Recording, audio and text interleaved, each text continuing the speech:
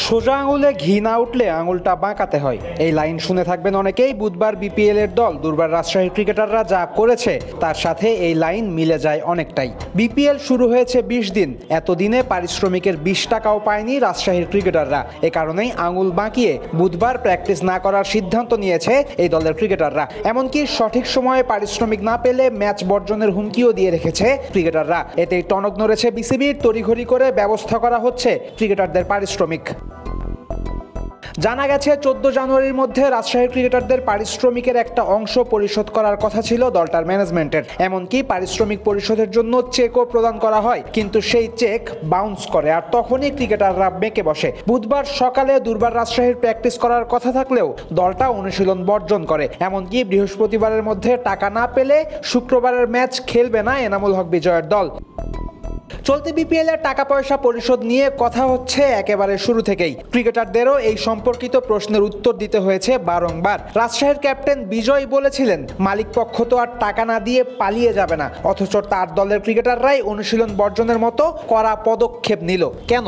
কারণ রাজশাহীর ক্রিকেটারদের দেয়ালে পিঠ ঠেকে গেছিল। শুধু পারিশ্রমিক নয়, ক্রিকেটারদের দৈনিক ভাতাও আটকে রেখেছে দুর্বার রাজশাহী। প্রতিটা দলের ক্রিকেটারদের প্রতিদিনের খাবার এবং অন্যান্য খরচ বাবদ একটা নির্দিষ্ট পরিমাণ অর্থ দেয়া হয়। খবর পাওয়া গেছে রাজশাহীর ক্রিকেটারদের কারো 3 দিন, কারো 7 দিন, আবার কারো 10 দিনের দৈনিক ভাতা আটকে রেখেছে দলটা।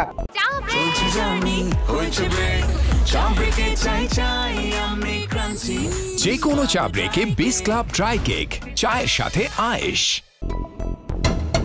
মজার ব্যাপার হলো, রাজশাহী দল কাউকে কোনো অর্থই দেয়নি, এটা আজকের খবর নয়। জানা গেছে 8 জানুয়ারি দুর্বার রাজশাহীর পাকিস্তানি কোচ ইজাজ আহমেদ বিসিবিকে জানিয়েছেন পারিশ্রমিক না পাওয়ার ব্যাপারে। এরপরই রাজশাহী দলটার বিদেশি কোচিং স্টাফদের পারিশ্রমিকের 25% দেওয়া হয়েছে, কিন্তু টাকা পায়নি লোকাল ক্রিকেটাররা।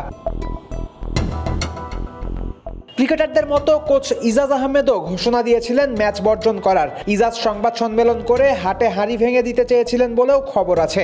একটা দল যদি কোনো ম্যাচ খেলতে না নামে বা কোনো বিদেশি যদি বিপিএল এবং বিসিবির নামে স্পর্শকাতর অভিযোগ তোলে, তবে নাক কাটা যাবে বাংলাদেশ ক্রিকেট বোর্ডের। অপূরণীয় ক্ষতি হবে বিপিএল এর। এ কারণেই বুধবার বিকেলে এক জরুরি বৈঠক ডেকেছেন বিসিবির সভাপতি ফারুক আহমেদ। উদ্ভূত ঝামেলা সমাধানই এই বৈঠকের প্রধান উদ্দেশ্য।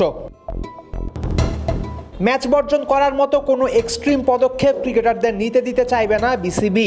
এই কারণেই 15 তারিখ রাতের মধ্যেই বিসিবির মধ্যস্থতায় এই সমস্যার সমাধান হবে বলেই ধারণা করা হচ্ছে। কিন্তু সেক্ষেত্রে হতে পারে বিসিবির পকেটের টাকা খরচ করে ক্রিকেটারদের পাওনা মেটাতে হবে। কেননা এই ধরনের পরিস্থিতি সামাল দিতেই ফ্র্যাঞ্চাইজি মালিকদের কাছে একটা সিকিউরিটি মানি নিয়ে রাখে বিসিবি। এবারের বিপিএলে কমানো হয়েছে সিকিউরিটি মানির পরিমাণ। দুর্বার রাজশাহীর মালিক পক্ষ সেই চেকটাও বিসিবির কাছে জমা দিয়েছে কিনা তা নিয়ে আছে ধোঁয়াশা।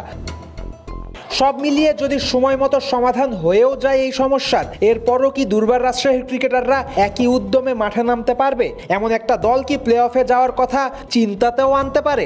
সেরা বিপিএল হবে প্রতিশ্রুতি দিয়ে এই যদি হয় অবস্থা, তাহলে দর্শকরা কি করে বোর্ডের ওপর ভরসা রাখবে? ফয়সাল হাবিব, ক্রিক ফ্রেন্ডসে।